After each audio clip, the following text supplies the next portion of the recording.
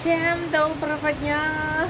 А у нас Рождество 25 декабря, и нас Рождество встречает с очень сильным дождем, прям очень сильный.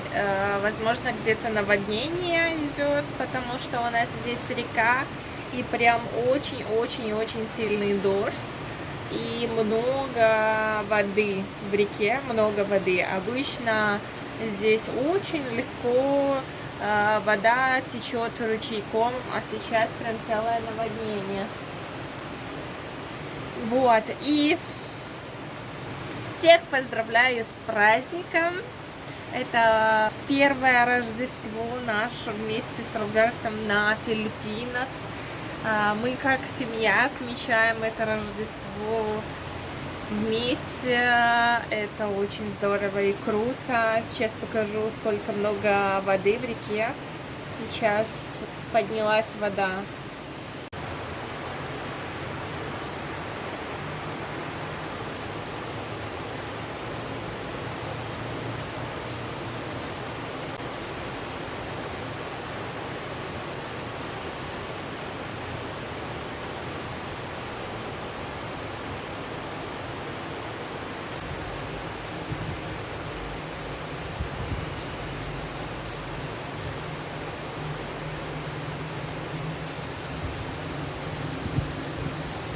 Просто трешь, какой муравейник у нас здесь появился.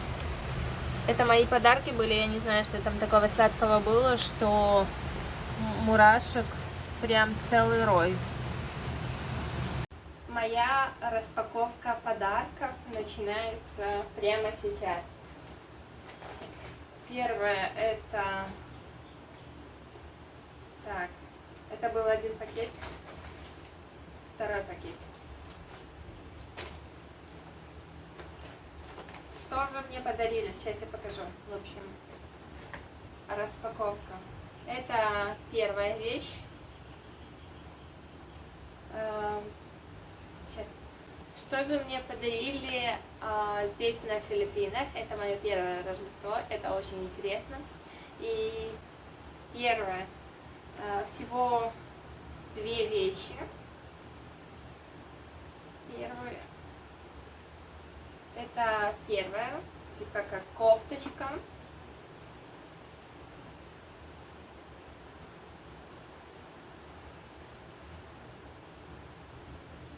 Так, дальше. Вторая кофточка.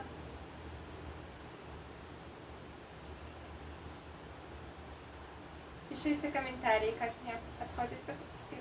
И еще третье, это были тапочки. Все вещи в розовых оттенках.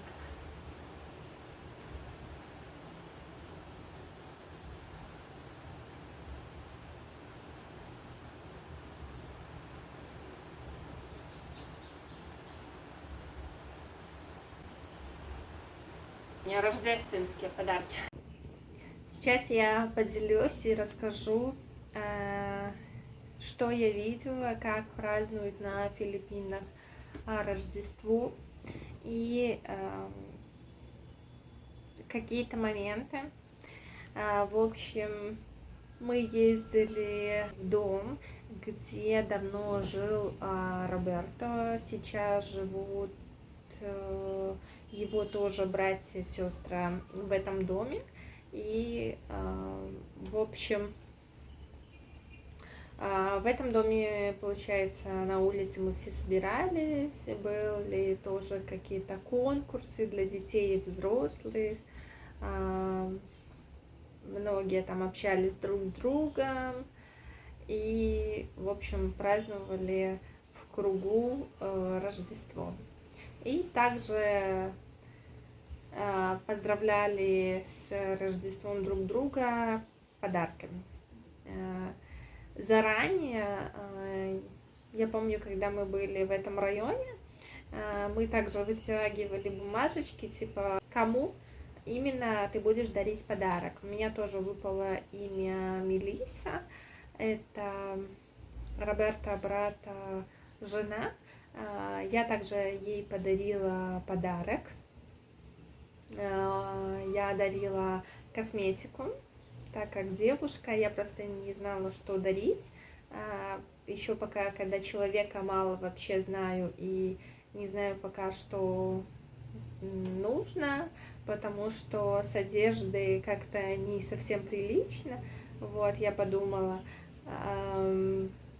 так как пока еще не знаю, какие фасоны, что нравится, а косметика для девушки это очень всегда приятно.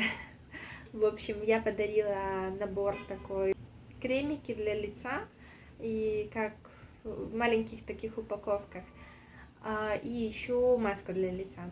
В общем, такой подарок. А еще вот, и в общем так многие, когда вытягивали бумажечку, там было написано имя, кому ты подаришь подарок. В общем, такая игра. С одной стороны, это очень интересно.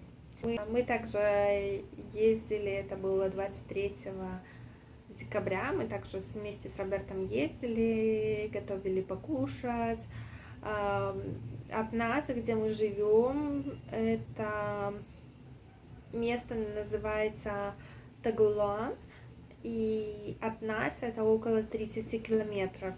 Мы ехали достаточно так долго, вот, и брали с собой также покушать. Я готовила пирожки с начинкой банана, а Роберто готовил также покушать рис, кинилау.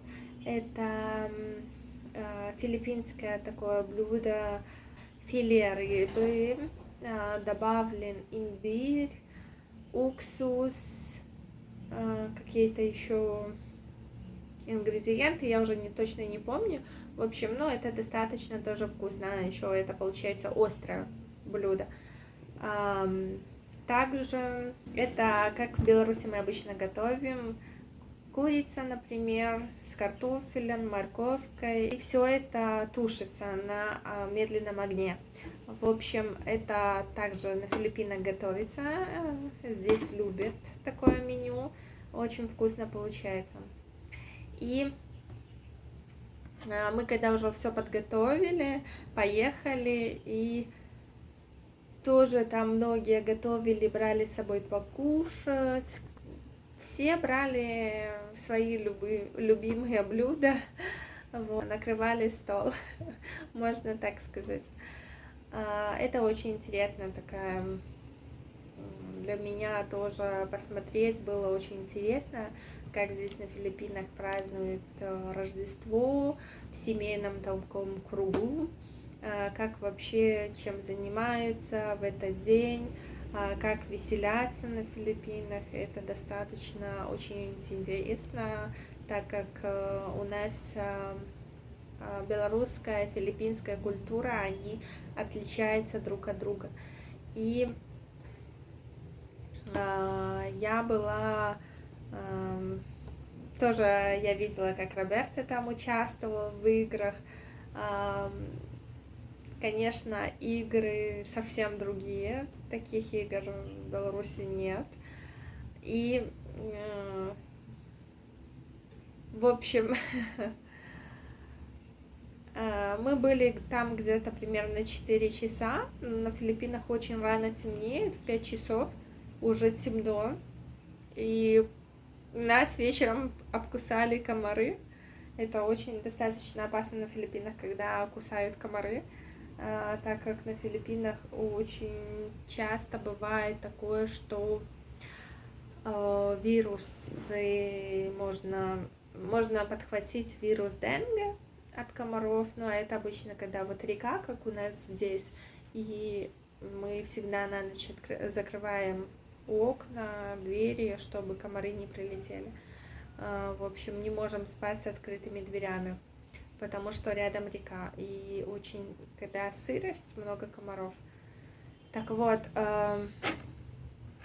нас там немножко обкусали комары, и еще какие-то мелкие, черные, не знаю, кто это, прыгали какие-то тараканы. Но все равно очень весело было. Немножко посидели вечером, потом поехали домой. И, конечно, очень приятно было тоже там всех увидеть, посмотреть и поздравить. В общем.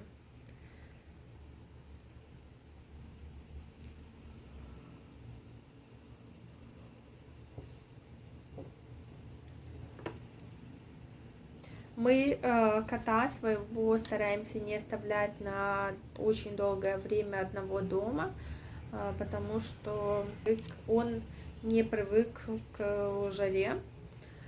И получается, когда мы приезжаем домой, включаем кондиционер, он прям ложится перед кондиционером на поток воздуха холодного, и все, и спит.